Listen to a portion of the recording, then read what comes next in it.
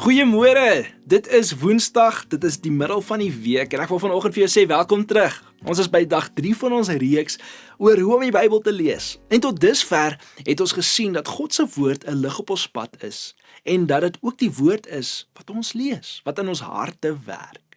Nou vandag gaan ons kyk na iets besonders mooi. Die Bybel is deur God se asem geïnspireer. Nou dink vir 'n oomblik aan asem.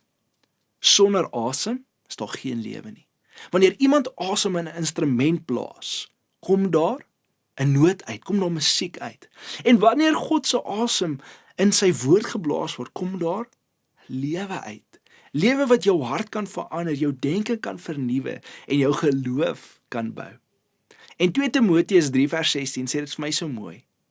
Die hele skrif is deur God geïnspireer en is nuttig om ons te onderrig, die verkeerde te weerlê, om ons terug te wys en om die regte leefstyl by ons te kweek. Nou die Griekse woord vir geïnspireer is theopneustos en dit beteken letterlik deur God uitgeasem. En dit is so mooi, dit is ongelooflik. Dit beteken dat wanneer jy die Bybel lees, jy nie net bloot woorde op 'n papier lees nie, familie. Jy ervaar die asem van God self wat die lewe bring.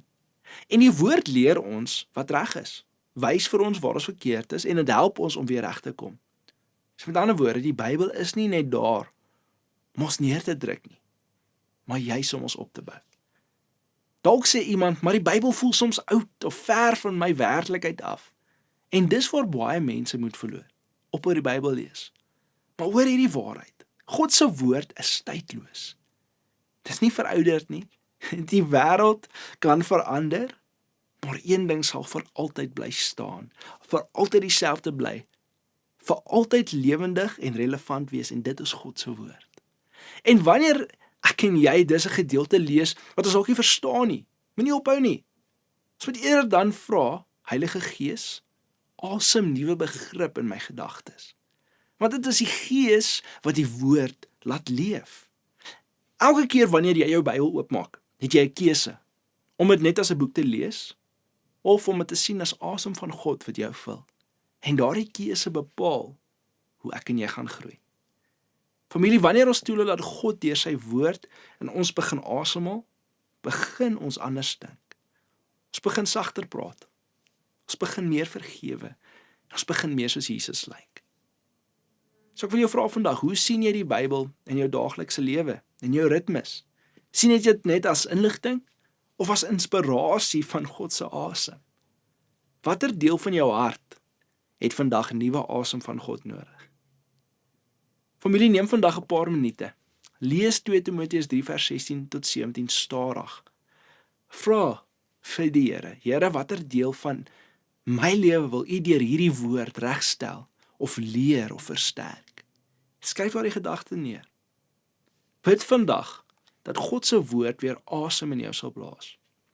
Vra dat die Heilige Gees elke vers wat jy lees, sal gebruik om jou denke te vernuwe en jou geloof te versterk. Familie, kom ons bid saam.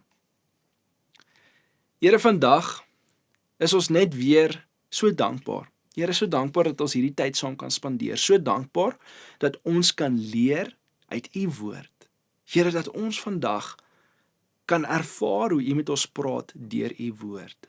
Dankie vir die asem wat in ons longe vandag is. Dat ons vandag kan lewe, dat ons vandag kan werklik lewendig wees, omdat U nog 'n plan met ons het.